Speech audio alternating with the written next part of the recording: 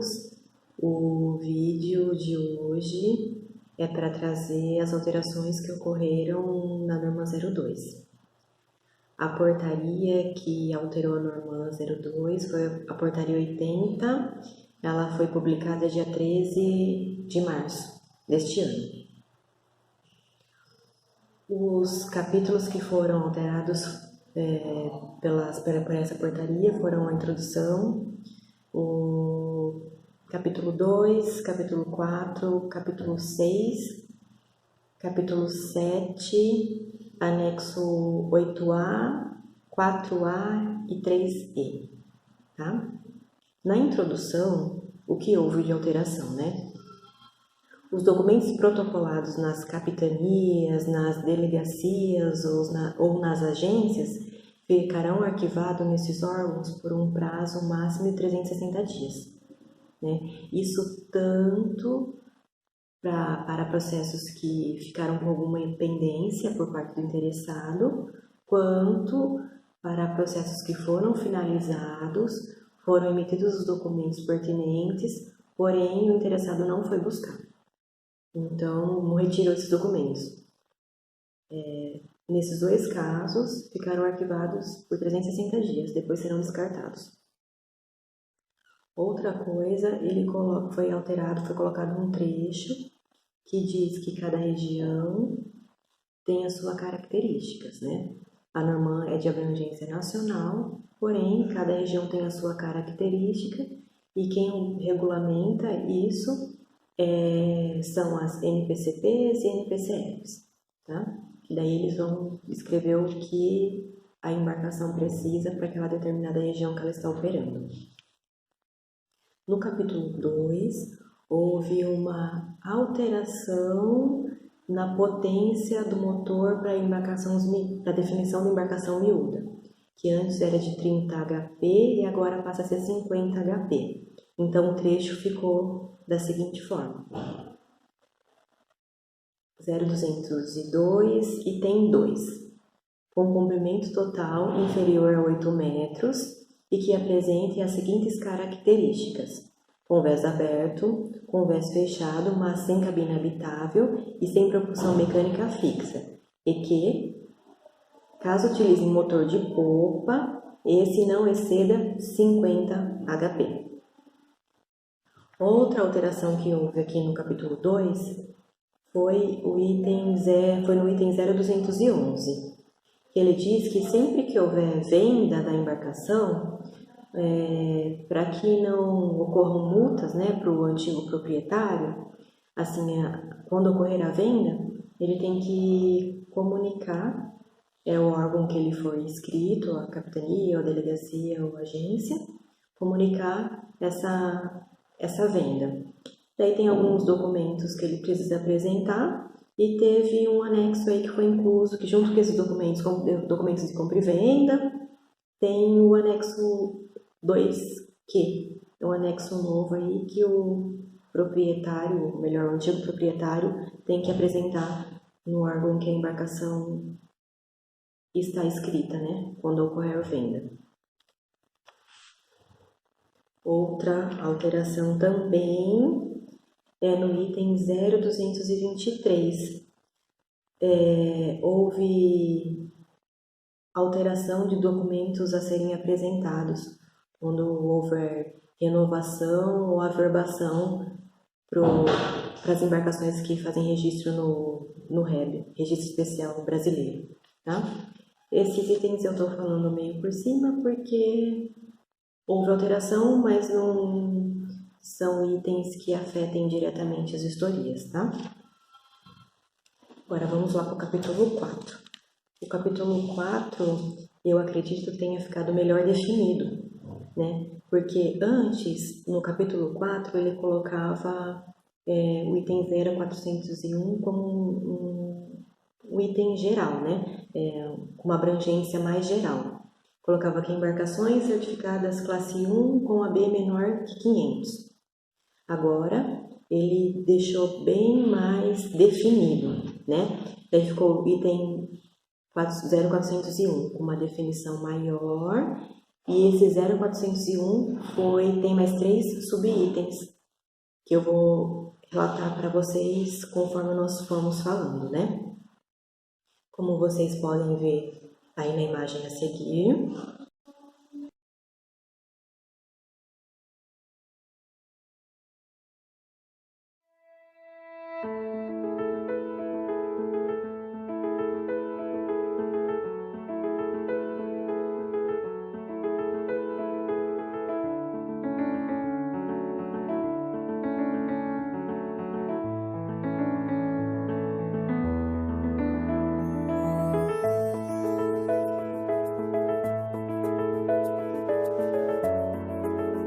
O que antes era embarcações certificadas classe 1 com AB menor que 500, passou a ser embarcações com ou sem propulsão com AB maior que 50, flutuantes que operem com mais de 12 pessoas a bordo com AB maior que 50 e flutuantes com AB maior que 100.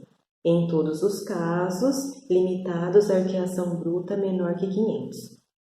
Tá? Embarcações certificadas de C1, embarcações passageiros com AB maior que 20. Ele ficou bem mais definido do que aquele antigo título que nós tínhamos, né? O 0401 gerou outros subitens, como eu falei agora há pouco. O primeiro é embarcações com propulsão de passageiros com AB maior que 20 ou de carga com AB maior que 50. Então, são embarcações com propulsão de passageiros com AB maior que 20 ou de carga com AB maior ou igual a 50, limitando-se sempre a 500 AB. Basicamente, são os mesmos itens que nós tínhamos anteriormente, com a inclusão de agulha giroscópica ou agulha magnética. Nesse item, não tem a necessidade de agulha ser compensada, tá? E a outra coisa é a dotação do equipamento AIS.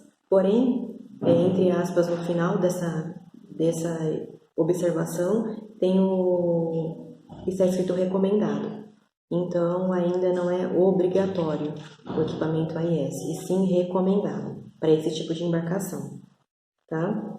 Outra coisa aqui foi retirado na apresentação de planos e documentos técnicos. Antes tinha regras para evitar aborroamento e entre parênteses tinha exceto para embarcações sem propulsão quando rebocadas e empurradas. Então esse entre parênteses esse trecho foi retirado, tá? Devido acredito que a melhor definição que ocorreu nos itens. Outro item é o item 2, embarcações sem propulsão com AB maior que 500, embarcação sem propulsão com AB maior que 50 e menor que 500, tá? O que vem a ter essas embarcações, né? Lanterna portátil, sistema de comunicação, com embarcações que transportem mais de 100 passageiros e a dotação de documentos a bordo, plano de segurança, cartão de tripulação, CIR, título, certificados, né? Arqueação, borda livre, de conformidade se for o caso, de conformidade para transporte de gases, liquefeitos, quando for o caso. E quadro de primeiros socorros em local de fácil visualização.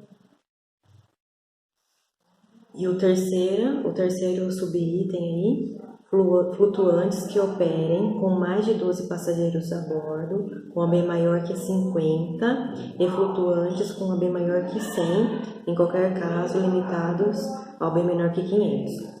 Então, esses flutuantes que operam com mais de 12 pessoas a bordo, com AB maior que 50 e flutuantes com AB maior que 100, também tem a exigência de dotação de alguns itens. Lanterna, sistema de comunicação também quando houver passageiros e mais que 100 passageiros, alguns documentos que precisam estar a bordo. O item 0402 fica embarcações com AB maior ou igual a 500. O item 1, embarcações com propulsão. Esse item, por gentileza, vocês veem, né? Mas eu não vou comentar aqui porque nós não podemos fazer, né, embarcações com propulsão com AB maior que 500, né? Nossa delegação não nos permite. Eu vou falar apenas do item 2, tá? Esse item 2, o item 0402, ele fala sobre embarcações sem propulsão, tá? Então, embarcações sem propulsão com AB maior ou igual a 500. Eles devem atender o disposto no 0401, 2 e 3. O 0401, 2 e 3, o 2 é para embarcação sem propulsão com AB maior que 50 e o 3 fala de flutuantes. Então, eles devem, apesar de ser maior que 500, eles são remetidos ao item anterior, né? Daí depende do tipo de embarcação, vai seguir o item 2 ou item 3, mesmo sendo maior que 500, tá? Outra coisa, o item 0403, né? O item 0403, o item B. As embarcações e passageiros propulsadas com AB menor ou igual a 20 e demais embarcações propulsadas com AB menor que 50, exceto as miúdas, além dos itens listados acima, deverão dotar apito, lanterna com bateria ou pilha sobressalente, RIPEAN e agulha magnética, tá? Entre esse item de agulha magnética.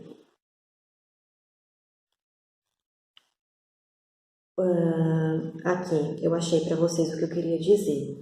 O porquê eu falei anteriormente, lá no 0401, subitem 1, que não havia necessidade de ser agulha giroscópica ou magnética compensada.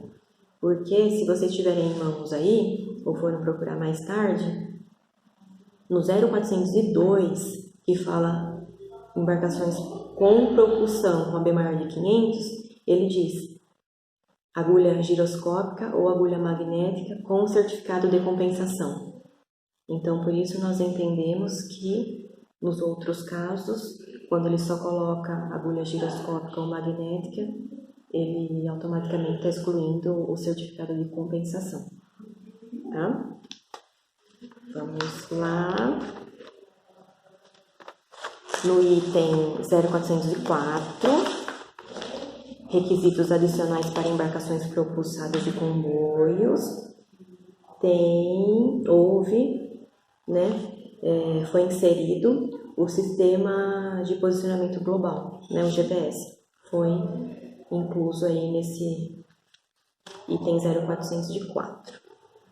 Outra alteração é no item 0406 em relação à potência do rádio de comunicação, que antes o rádio de comunicação era maior ou igual a 5 watts e agora passou a ser 25. Então o trecho fica assim, 0406A. As embarcações abaixo listadas deverão ser providas de, pelo menos, um equipamento de radiocomunicação em VHF fixo com potência maior ou igual a 25 watts. Tá? Vamos lá. No item 0407, registro do equipamento de radiocomunicação, foi incluso o subitem C. Antes era A e B e agora passou até o C, que fala: todos os equipamentos de radiocomunicação deverão ser homologados pela Anatel. Tá? Item 0408, em relação à definição de embarcação de sobrevivência. Antes tinha questão no item A, embarcações de sobrevivência, repetindo, né? Tinha a definição também de bote orgânico para embarcação de sobrevivência. Foi retirado. o trecho ficou escrito assim: são exemplos de embarcações de sobrevivência empregadas na navegação interior, o aparelho flutuante, ambos rígido o aparelho flutuante, ambos rígido ou inflável, e a balsa inflável classe 3. Tá? Houve a retirada então da questão do bote orgânico. Vamos lá. Outra coisa que foi mudada também no capítulo 4 foi o item 0413. O item 0413, né, foi acrescentado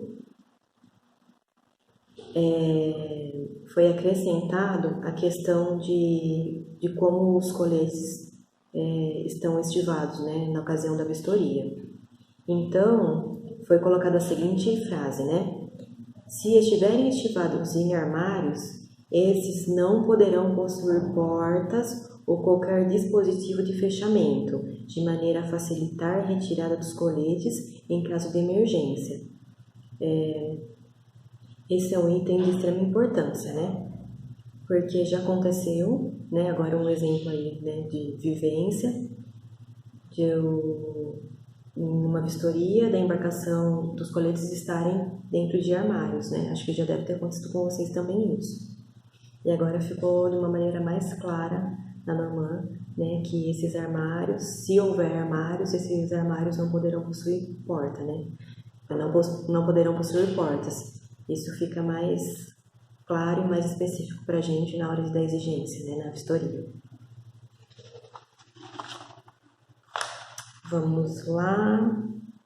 No capítulo 6 agora, finalizamos o capítulo 4 e agora no capítulo 6. Pessoal, eu espero que esteja claro essas observações, tá? Qualquer coisa, por gentileza, entrar em contato. Antes nós fazíamos essas reuniões por videoconferência, né? A primeira vez que nós estamos testando o vídeo. Espero que dê certo, espero que vocês entendam. Vou tentar melhorar das próximas vezes para ficar cada vez melhor compreensível. Finalizamos então o capítulo 4, agora vamos para o capítulo 6. Antes, no 0603, que são as definições, né? O item T era embarcações de carga e o item U era embarcações de pesca. Houve alteração. Agora, o item T é embarcação de pesca e o item U é embarcação de carga. Então, houve essa alteração aí, essa troca, né? E ficou definido assim: embarcação item 1, embarcação de carga. Toda embarcação que não se enquadre nas definições constantes nas alíneas R, que é embarcação de passageiros, S, que é rebocador empurrador, e T, que antes não tinha, né, que teve a troca aí, que são as embarcações de pesca. Então, embarcação de carga é todas as embarcações que não se enquadrem nos itens R, embarcação de passageiros, item S, rebocador empurrador, ou item T, embarcações de pesca. Vamos lá. Deixa eu só ver se tem mais alguma coisa para falar para vocês. Houve essa alteração, então, que eu acabei de relatar no 0603. Houve uma alteraçãozinha pequena no item 0608, que na última linha do parágrafo é para retirar a expressão para DPC. No item 0638, houve uma alteração aí, uma inserção no requisito de área lateral exposta.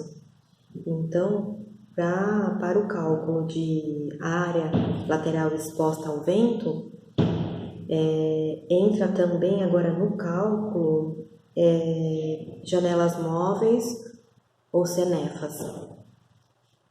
Como ficou esse item, né? nas embarcações dotadas de janelas ou aberturas laterais que apresentem quaisquer dispositivos de fechamento ou proteção contra intempéries, tais como sanefas e janelas. Esse sanefas aqui, eu falei errado.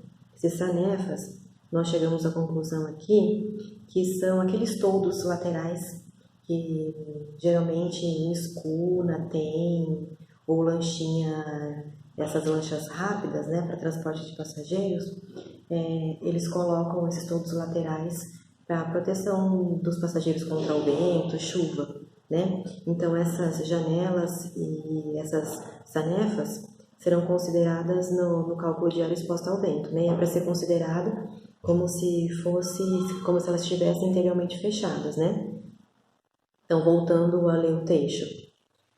Nas embarcações dotadas de janelas ou aberturas laterais que apresentem quaisquer dispositivos de fechamento ou proteção contra intempéries, tais como sanefas e janelas móveis, o cálculo da área exposta ao vento e do seu respectivo centroide deverá considerar integralmente o espaço das aberturas como se as mesmas estivessem completamente fechadas. Ok? Essas foram as alterações que ocorreram no capítulo 6. Acredito aí que a maior alteração nesse capítulo tenha sido a inclusão, né, dessas janelas no cálculo da área exposta ao vento. Capítulo 7. Tem vários trechos assim que foram alterados no capítulo 7. Basicamente, qual alteração que houve, né? Embarcações com AB igual e maior que 20 agora precisam ter certificado de arqueação, tá? Notas de arqueação serão emitidas no caso de embarcações com AB menor que 20, tá? A partir de 31, deixa eu ver a data aqui certinho para falar para vocês. A partir aí de julho, 31 de julho, então, embarcações com AB igual ou maior que 20 é obrigatório a emissão de certificado de arqueação, tá? Deixa eu ler aqui um outro trechinho para vocês aqui nas disposições transitórias. Atenção! Para as embarcações de passageiros, rebocadores, empurradores com AB maior que 20 e menor que 50, e as que transportem granel líquidos, combustíveis, gases liquefeitos, inflamáveis ou substâncias químicas perigosas, deverá ser emitido certificado de arqueação na ocasião da primeira vistoria anual a ser realizada após dia 31 de julho de 2018. Ressaltando, então, após a primeira vistoria anual a ser realizada dia 31 de julho deste ano, as embarcações de passageiros, rebocadores e empurradores com AB entre 20 e 50, então maior que 20 e menor que 50, e as que transportem mercadorias perigosas,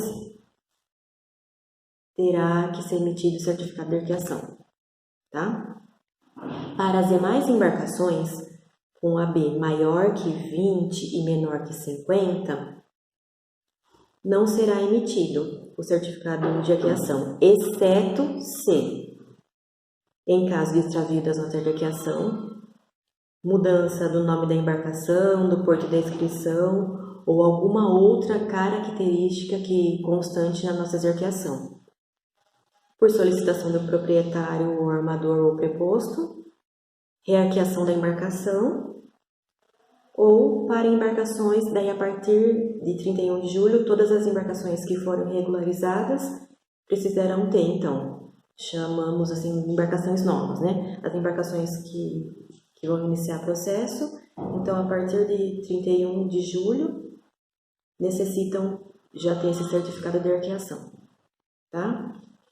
É isso, eu espero que tenha ficado claro, né? Por gentileza, deem uma lidinha aí nessas disposições transitórias do capítulo 7 para entender melhor. Mas basicamente foi o que eu falei, tá?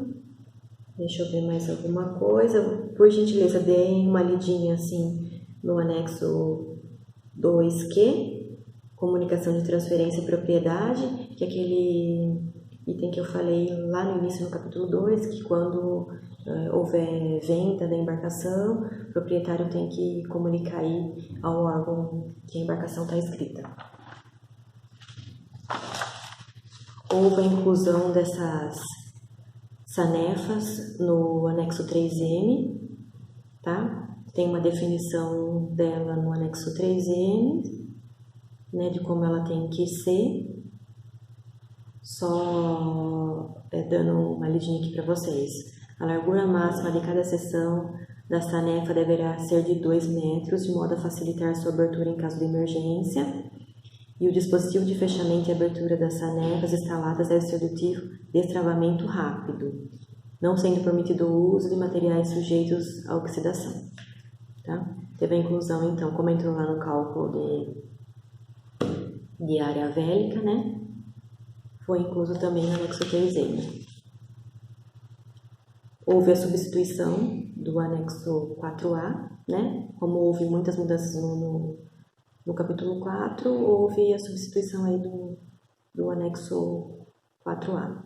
Nós estaremos mandando tanto essa portaria de alteração, quanto esses anexos, junto com o e-mail desse vídeo aqui, tá? E uma outra coisa muito importante e muito legal, assim, que foi colocado agora na Norman, que é uma coisa que eu tinha dificuldade, porque não tinha um item específico, que agora tem, que é a verificação de lastro fixo na embarcação. Então, no anexo 8A, foi inserido o item 45. O item 45 trata-se disso, né? Ele está escrito da seguinte forma: verificar a existência do lastro fixo, da sua composição, posicionamento e meios de fixação, de acordo com os dados disponíveis no estudo de estabilidade ou no plano de arranjo geral ou de capacidade, e enumerar os demais. Bem, foram essas alterações que ocorreram, né? Eu acredito as maiores alterações que ocorreram foram no capítulo 4, né? Que ficou bem melhor definido, né? No capítulo 6, com a inclusão das sanefas e das janelas, né? Nos cálculos da resposta ao vento, né? E a inserção da verificação do lastro fixo no anexo 8A. Tá? Bem, é isso. Eu estou olhando os papéis aqui para ver se ficou alguma coisa, mas acredito que não tenha ficado. Por gentileza, qualquer dúvida, entre em contato conosco. Sugestões também para melhoria dos demais vídeos. Tá? Entre em contato conosco. Vamos tentar aí sempre melhorar.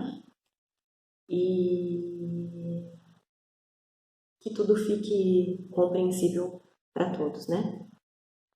Bem, é isso. Atenção aí no horário, na ocasião da vistoria, né, com a verificação desses itens, porque até a gente acostumar demora um pouquinho. Então, por gentileza, atenção aí. Nós iremos alterar o checklist também. Eu acredito que o Alceu já esteja fazendo isso, tá? Na alteração desses itens, como foi dia 13, ele já deve ter mexido no checklist. Eu me comprometo a passar para vocês também esse checklist.